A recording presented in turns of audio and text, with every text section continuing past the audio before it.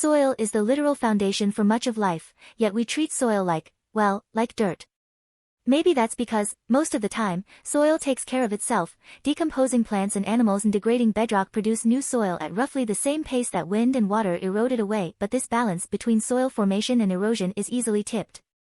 For millennia, the tiny Pacific island of Mangaia was covered in a thin layer of fertile soil, but after humans arrived around 2,000 years ago, their slash-and-burn agriculture exposed the soil to the elements.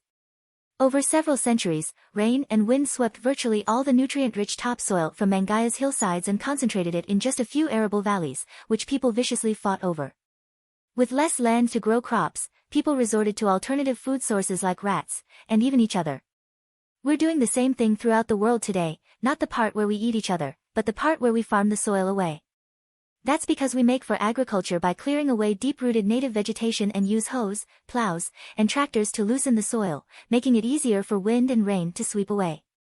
And we grow mostly shallow-rooted crops that are no good at holding onto soil, and that get stripped away during harvest, leaving fields bare for much of the year and at the mercy of the elements. As a result, the world's farmlands lose soil 50 times faster than new soil can form.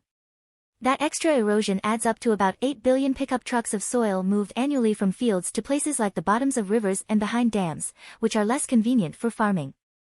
That soil loss reduces global crop yields by as much as if we took a California-sized swath of farmland out of production every decade.